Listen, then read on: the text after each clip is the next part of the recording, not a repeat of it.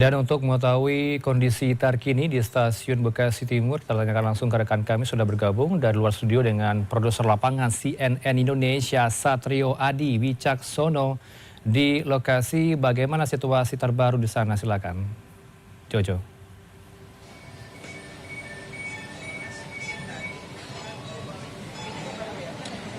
Ya, selamat sore Heranov. Saat ini operasional kereta rel listrik untuk Cikarang Line sudah bisa kembali normal seperti sedia kala. Seperti bisa dilihat di belakang saya Heranov, bahwa saat ini di Stasiun Bekasi Timur ini ada kereta rel listrik yang melintas setelah melakukan penurunan untuk penurunan penumpang dan juga penumpang yang dari arah Stasiun Bekasi ke Stasiun Cikarang. Stasiun KRL di Bekasi Timur ini sendiri sudah kembali normal sejak tadi sekitar pukul 14 waktu Indonesia Barat, setelah Menteri Perhubungan Budi Purwagandi bersama dengan Direktur Utama PT Kereta Api Indonesia Bobi Rashidin melakukan uji coba jalur yang sebelumnya sempat terhambat setelah adanya kecelakaan antara kereta rel listrik dengan kereta api Argo Bromo Anggrek.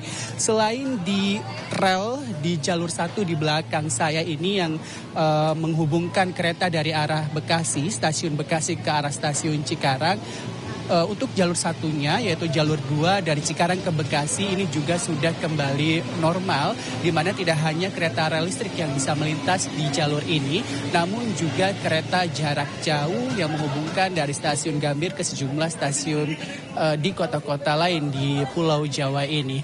Di mana untuk saat ini situasinya sendiri memang di Stasiun Bekasi Timur masih belum terlalu ramai Heranov, dengan para penumpang ini kondisinya cukup berbeda jika kita bandingkan dengan sebelum kejadian kecelakaan, di mana tadi saya juga sempat mewawancara beberapa pengguna rel listrik atau kereta rel listrik yang terbiasa menggunakan kereta dari Stasiun Bekasi Timur. Sebagian dari mereka mengaku masih ada rasa takut, masih ada rasa trauma untuk menggunakan moda transportasi kereta rel listrik, khususnya bagi para perempuan yang biasanya naik di gerbong perempuan. Tadi berdasarkan wawancara kami dengan beberapa pengguna KRL ini mengaku bahwa untuk saat ini mereka memilih untuk menggunakan moda transportasi lain jika ada, misalnya menggunakan bus Transjakarta atau dengan menggunakan transportasi online. Dan jika terpaksa menggunakan kereta rel listrik, para pengguna yang sudah tiba di Stasiun Bekasi Timur ini mereka memilih untuk masuk ke gerbong umum, bukan gerbong perempuan di paling depan ataupun di paling belakang dari rangkaian kereta rel listrik itu sendiri. Sementara itu proses dari evakuasi bangkai kereta sendiri di belakang saya ini memang masih ada satu gerbong kereta yang tersisa yang belum diangkut oleh pihak KNKT atau Komisi Nasional Keselamatan Transportasi ataupun dari pihak PT KAI, karena ini merupakan gerbong yang rusak paling parah dengan ukuran juga cukup besar, sehingga untuk saat ini proses evakuasi masih dilakukan secara bertahap. Dan rencananya gerbong ini juga nanti akan diselidiki dan diinvestigasi terkait untuk mengetahui penyebab dari kecelakaan atau insiden tabrakan kereta yang terjadi sejak 2 hari lalu ini. Untuk saat ini proses perbaikan terus dilakukan karena untuk gerbong lainnya ini sudah diangkut oleh pihak KNKT. Namun demikian dari PT KAI sendiri masih melakukan perbaikan sarana prasarana di lingkungan stasiun, seperti misalnya bagian peron yang kemarin sempat rusak terkena benturan, ini juga sedang diperbaiki, termasuk juga untuk memantapkan layanan kelistrikan, layanan sinyal, dan lain sebagainya sebelum memang operasionalnya bisa kembali normal seperti sedia kala. Dari PT KAI sendiri menyatakan bahwa frekuensi lalu lintas kereta rel listrik untuk saat ini frekuensinya kembali normal, Herano, seperti sebelum adanya kecelakaan 2 hari lalu. Namun demikian pantauan langsung kami di lapangan saat ini untuk jarak atau headway satu kereta dengan kereta lainnya ini masih cukup lama, tidak 5 menit sekali seperti sebelumnya, melainkan bisa 10 menit sekali.